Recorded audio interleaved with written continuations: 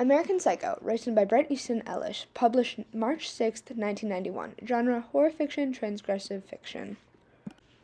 Book summary. Patrick Bateman is a New York stockbroker at Pierce & Pierce. Being only in his 20s and having everything he could ever want in life, he is left with a feeling of emptiness. Patrick is bored with his everyday world and wants something more, so he turns to homicidal behavior and begins unleashing his biggest psychotic impulses. This book takes you through all of Patrick's emotions and thoughts whilst he is trying to get away with his crimes, and as he attempts to escape the private detective known as Donald Kimball, who is chasing him for the murder of a special someone. He is also trying to keep his crime secret from his fiancée, mistress, and his work friends at Pierce & Pierce. Patrick Bateman is the villain protagonist of this story. He is portrayed as being glamorous and wealthy, but in reality he is a type of man-baby. He has antisocial personality disorder and possibly dissociative identity disorder, and often has outbursts when he feels his others are superior to him, throwing all of his morals out of the window. Evelyn Richards is Patrick's fiancée. She is significant to the story because she gives the story a better understanding of how moralist Patrick is. He goes out of his way to constantly treat her incredibly cruel, and though they both are extremely unhappy in their relationship, they stay together largely for their appearance. Paul Allen is Patrick's rival. He works at a neighboring firm and is in charge of a famous Fisher account. He is better than Patrick in every way, and this makes him very significant to the story. Patrick tries again and again to outdo Paul, but he fails repeatedly. Paul also humiliates Patrick by mistaking him for a fellow colleague known as Marcus Helberstrom. Jean is Paul's secretary. Jean is the most kind character within this novel, which is why Patrick is drawn to her. He feels that she isn't shallow like everyone else he encounters, which helps Patrick control his morals to an extent. Book setting. The story is set in 1980s Manhattan, New York. The setting is being based around Wall Street. This paints a better picture with the obsession that everyone has with wealth in this city, along with the privilege that is stereotypically shown around Wall Street. Patrick's apartment is another important part of the setting. His apartment gives the reader a deeper understanding of what kind of person Patrick is. He lives at 55 West 81st Street, Upper West Side of the 11th floor on Americans Gardens, which is a very expensive apartment. He brings up the cost of his apartment several times throughout this story and decorates the apartment with very expensive minimalistic furniture.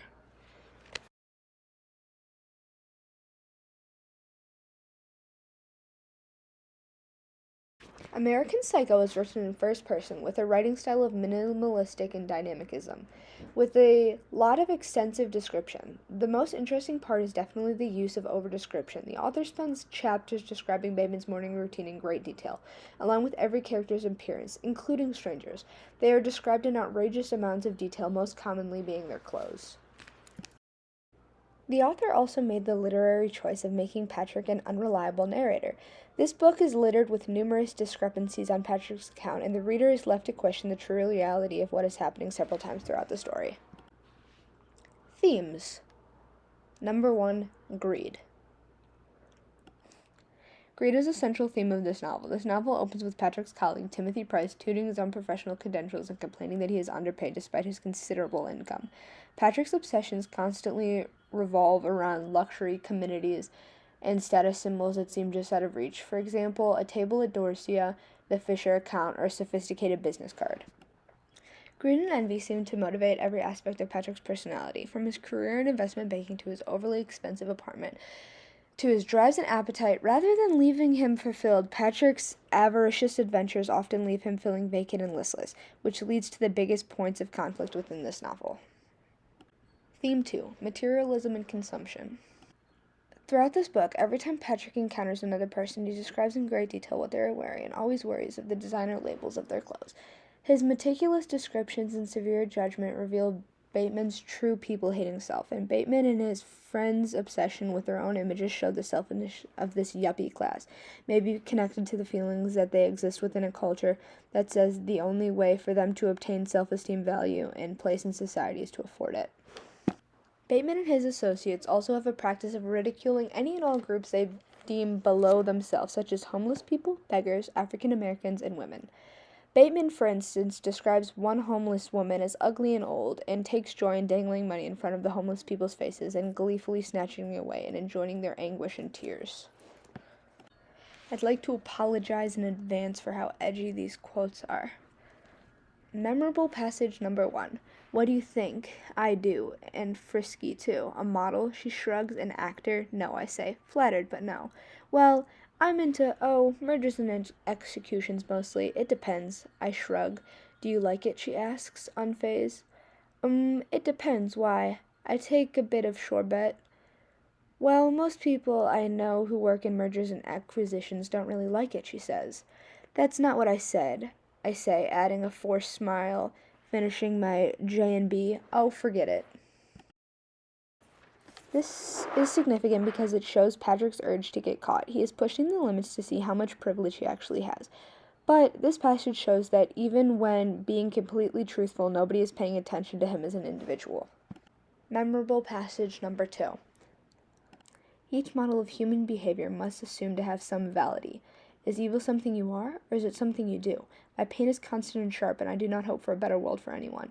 In fact, I want my pain to be inflicted on others. I want no one to escape. But even after admitting this, I have countless times.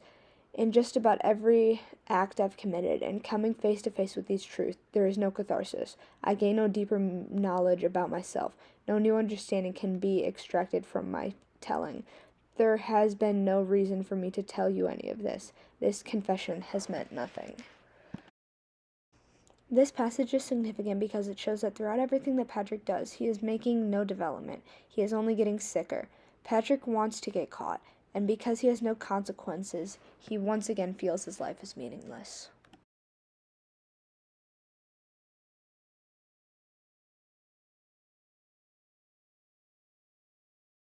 Memorable passage number 3. It all comes down to this. I feel like, but look great.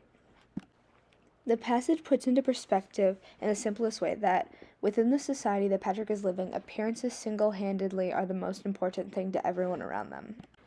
I chose this book because I was interested in picking a book in the horror genre, and recently there's been a lot of discussion about this book and the controversy involving it, so out of curiosity I gave it a try.